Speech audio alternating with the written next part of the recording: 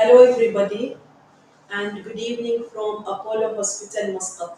Today, we are asking Dr. Raghavan a couple of questions about ACL injuries. Hello, doctor. Can you introduce yourself? Hello everybody. I hope everybody is keeping fine. I'm Dr. Raghavan Sivaram. I'm from Chennai. I was at Apollo Chennai before, so I'm in Apollo Muscat now for the past 6 years. I hope everybody is staying safe. First question, doctor. What is the main function of ACL? Sure. So the main function of ACL has a primary function and a secondary function. So the primary function of the ACL is to prevent the anterior movement of the leg bone over the thigh bone. Okay, that is what we call the tibia, the anterior translation of the tibia over the femur bone. This is the primary function. The secondary function is it acts as a rotationary stabilizer. So what it does is it prevents excessive internal rotation of the leg bone, that is the tibia. Okay. How is the ACL commonly injured? So the most common reasons why the ACL is injured is in what we call as pivoting sports. So pivoting sports, as in what it means is sports where there is a lot of crisscross movements, sudden stopping, where the entire body weight is on the knee and the body is moving to the other side. Typical injuries happen in skiing in the European countries, in Oman, football, and soccer and rugby in America as well. Moving to the next question, how commonly do you see ACL injuries? So ACL injuries is one of the most commonly seen injuries in our practice. To be honest, it makes up about 40 to 50% of our patients. And to give you an example of the magnitude of ACL injuries world over, in America, for example, so there is something called CDC, which is Communicable Disease Center Prevention Society, and they have told that approximately, even in a country like America, they see almost about 200,000 ACL injuries every year. So in Oman, I'm sure the numbers are quite high as well. Thank you, doctor.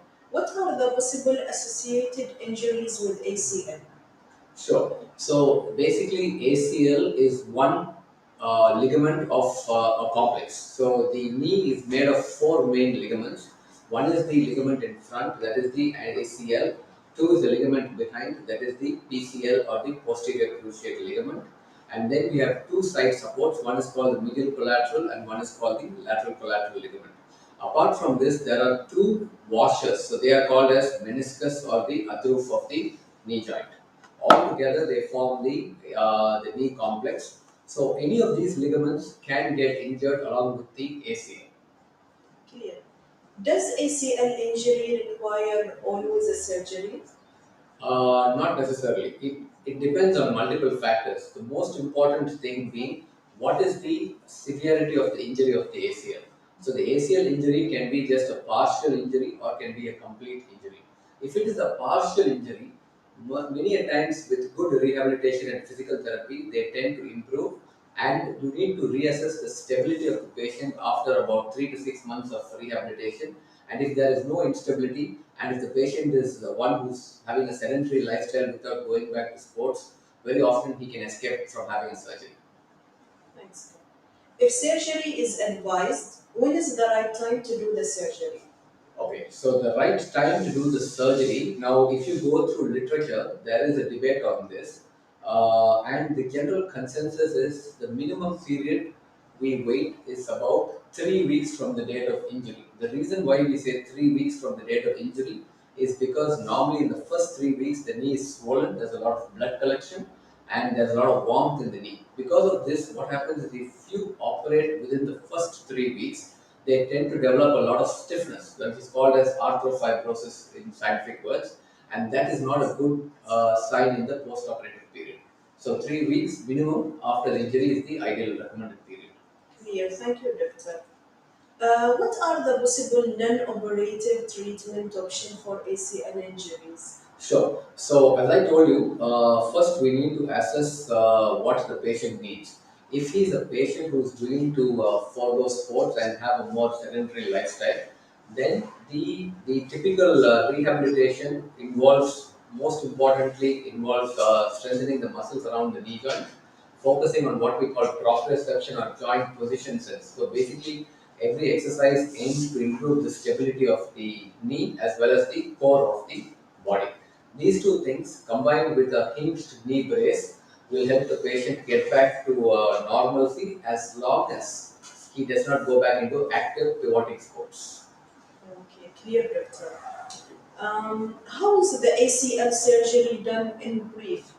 Okay, so the ACL surgery, if I go through the history historically, previously it was an open surgery. So the joint used to be open, basically from about 10 centimeters in the joint, and then the surgery was done.